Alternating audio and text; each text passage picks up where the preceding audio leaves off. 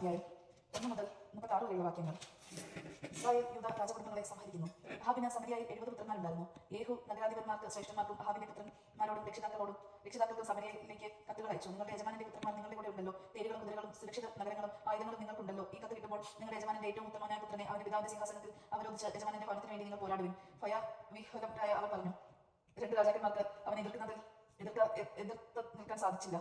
പിന്നെ നമുക്ക് എങ്ങനെ കഴിയും? അങ്ങനെ കൊട്ടാര വിചാരിപ്പുകാരനും നഗരാധിപനും ശ്രേഷ്ഠന്മാരോടും രക്ഷിതാക്കളോടും ചേർന്ന് യേഹുവിന് ഒരു സന്ദേശം അയച്ചു. അയാൾ അങ്ങയുടെ ദാസന്മാരാണ്. അങ്ങയുടെ അഭീഷ്ട മനസ്സരിച്ച് ഞങ്ങൾ പ്രവർത്തിക്കാം. ഞങ്ങൾ ആരെയും രാജാവായി കഴിക്കില്ല. അങ്ങേക്ക് യുക്തമെന്ന് തോന്നുന്നത് ചെയ്യുക. അപ്പോൾ അവൻ വീണ്ടും കത്തെഴുതി. നിങ്ങൾ എന്റെ പക്ഷം ചേർന്ന് എന്നെ അനുസരിക്കാൻ തയ്യാറാണെങ്കിൽ നിങ്ങളുടെ യജമാനപുത്രന്മാരുടെ ശിരസുകളുമായി നാളെ ഈ നേരത്ത് ജർസയിൽ എന്റെ അടുക്കൽ വരുവിൻ. രാജപുത്രന്മാർ 70 പേരും രക്ഷാകർത്താക്കളായ നഗരപ്രമാണികളോട് കൂടിയായിരുന്നു. കത്ത് കിട്ടിയപ്പോൾ അവർ രാജാവിന്റെ 70 പുത്രന്മാരെയും വധിച്ച ശിരസുകൾ കൂട്ടകളിലാക്കി ജർസയിൽ അവന്റെ അടുത്തേക്ക് അയച്ചു. രാജപുത്രന്മാരുടെ ശിരസുകൾ കൊണ്ടുവന്നിരിക്കുന്നുവെന്ന് അവൻ ദൂതനെ അറിയിച്ചപ്പോൾ യേഹു പറഞ്ഞു, അവർ രണ്ടും കൂനങ്ങളായി പ്രഭാതം വരെ പടിവാതിൽക്കൽ വയ്ക്കുക. പ്രഭാതത്തിൽ അവൻ പുറത്തു വന്ന് ജനത്തോട് പറഞ്ഞു, നിങ്ങൾ നിർദോഷരാണ്. എന്റെ യജമാനെതിരെ ഗൂഢാലോചന നടത്തി അവനെ കൊന്നത് ഞാനാണ്. എന്നാൽ ഇവരെ നിഗ്രഹിച്ചതാരാണ്? അഹാബ് ഗ്രഹത്തെക്കുറിച്ച് കർത്താവ് അരുളി ചെയ്ത വചനങ്ങളിൽ ഒന്നുപോലും വർദ്ധ്യമായില്ല എന്ന് നിങ്ങൾ മനസ്സിലാക്കിക്കൊള്ളുവിൻ. കർത്താവ് തന്റെ ദാസൻ ഏലിയോട് അരുളി ചെയ്തത് നിറവേറ്റിയിരിക്കുന്നു. യേഹു ജർസയിൽ അഹാബ് ഗ്രഹത്തിൽ ശേഷിച്ചിരുന്ന എല്ലാവരെയും അവന്റെ ഉറ്റ സ്നേഹിതന്മാരെയും പുരോഹിതന്മാരെയും പ്രമുഖ വ്യക്തികളെയും ഒന്നറിയാതെ കൊന്നൊടുക്കി. യേഹു അവിടെ നിന്ന് പുറപ്പെട്ട് സമരിയായിലെത്തി. മാർഗമധ്യേ ആട്ടിടയന്മാരുടെ മെത്തേഖ്യത്തിൽ എത്തിയപ്പോൾ യൂദാ രാജാവായ അസീഹയുടെ ബന്ധുക്കളെയും കണ്ടുമുട്ടി. അവർ അവരോട് ചോദിച്ചു, നിങ്ങൾ ആരാണ്? അവർ മറുപടി പറഞ്ഞു, ഞങ്ങൾ അസീഹയുടെ ബന്ധുക്കളാണ്. ഞങ്ങൾ രാജ്ഞിപുത്രന്മാരെയും മറ്റ് കുമാരന്മാരെയും സന്ദർശിക്കാൻ വന്നതാണ്. അവർ പറഞ്ഞു, അവർ ജീവനോടെ പിടിക്കുവിൻ. അവരെ പിടിച്ച് മെത്തേഖ്യത്തിലേക്ക് കിണറ്റിൽ വെച്ച് വധിച്ചു. അവർ 42 പേരുണ്ടായിരുന്നു. ആരും അവശേഷിച്ചില്ല. യേഹു അവിടെ നിന്ന് പുറപ്പെട്ടപ്പോൾ തന്നെ സന്ദർശിക്കാൻ വരുന്ന റക്കാബിന്റെ പുത്രൻ യഹോനാദാബിനെ കണ്ട് മംഗളം ആശംസിച്ചുകൊണ്ട് അവൻ പറഞ്ഞു, എനിക്ക് നിന്നോടുള്ളതുപോലെ നിനക്ക് എന്നോട് വിശ്വസ്തതയുണ്ടോ? യഹോനാദാബ് മറുപടി പറഞ്ഞു, യേഹു പ്രതിവദിച്ചു, അങ്ങനെയാണെങ്കിൽ കൈ തരിക. അവൻ കൈ കൊടുത്തു. ഉടനെ യേഹു അവനെ തന്റെ രഥത്തിൽ കയറ്റി. അവൻ പറഞ്ഞു, എന്നോട് കൂടി വന്ന് കർത്താവിനോടുള്ള എന്റെ ഭക്തിയുടെ തീവ്രത കാണിക്കുക. അങ്ങനെ അവർ യാത്ര തുടർന്നു. അവർ സമരിയായിൽ എത്തിയപ്പോൾ അഹാബിന്റെ ഭവനത്തിൽ അവശേഷിച്ചിരുന്നവരെ സംഭവിച്ചു. കർത്താവ് ഏലിയയുടെ അരുളി ചെയ്തത് അങ്ങനെ നിറവേറി. ബാലിന്റെ ആരാധകരെ വധിക്കുന്നു.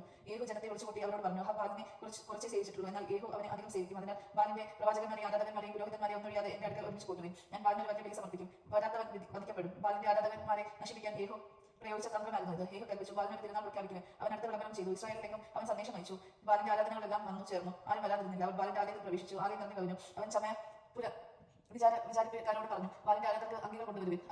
അവ കൊണ്ടുവന്നു. തുടർന്ന് യേഹു റഖാബിന്റെ പുത്രനായ യഹോനാദാബുമൊത്ത് ബാലിന്റെ ആലയത്തിൽ പ്രവേശിച്ചു. അവൻ ബാലിന്റെ ആരാധകരോട് പറഞ്ഞു, ഇവിടെ ബാലിന്റെ ആരാധകരില്ലാതെ കർത്താവിന്റെ ദാസന്മാർ ആരുമില്ലെന്ന് ഉറപ്പുവരുത്തുവിൻ. അനന്തരം യേഹു റഖാബിന്റെ പുത്രനായ യഹോനാദാബുമൊത്ത് ബാലിന്റെ ആലയത്തിൽ പ്രവേശിച്ചു. അവൻ ബാലിന്റെ ആരാധകരോട് പറഞ്ഞു, ഇവിടെ ബാലിന്റെ ആരാധകരില്ലാതെ കർത്താവിന്റെ ദാസന്മാർ ആരും ഉറപ്പില്ലെന്ന് വരുത്തുവിൻ. അനന്തരം യേഹു കാഴ്ചകളും ദഹനബലികളും അർപ്പിക്കുന്നതിന് വേണ്ടി ഒരുങ്ങി. അവൻ 80 പേരെ പുറത്ത് നിർത്തിയിരുന്നു. അവരോട് ഇങ്ങനെ പറഞ്ഞിരുന്നു, ഞാൻ ഏൽപ്പിച്ചു തരുന്ന ആരെങ്കിലും രക്ഷപ്പെടുവാൻ അനുവദിക്കുന്നവർ തന്റെ ജീവൻ നൽകേണ്ടി വരും. ദഹനബലി അർപ്പിച്ചു കഴിഞ്ഞുടനെ യേഹു അംഗരക്ഷകന്മാരോട് സേവകന്മാരോട് പറഞ്ഞു, ഉള്ളിൽ കിടന്നവരെ വധിക്കുകയും ആരും രക്ഷപ്പെടരുത്. അവരെ വാൾനിരയാക്കി വെളിയിലെറിഞ്ഞതിനു ശേഷം ബാൽ ഗ്രഹത്തിന്റെ ഉൾമുറിയിൽ പ്രവേശിച്ച് അവിടെ ഉണ്ടായിരുന്ന സ്തംഭം പുറത്തുകൊണ്ടുവന്ന് അഗ്നിക്കിരയായി. അങ്ങനെ ബാലിന്റെ ആലയവും സ്തംഭവും നശിപ്പിച്ച് അത് വിസർജന സ്ഥലമാക്കി മാറ്റി.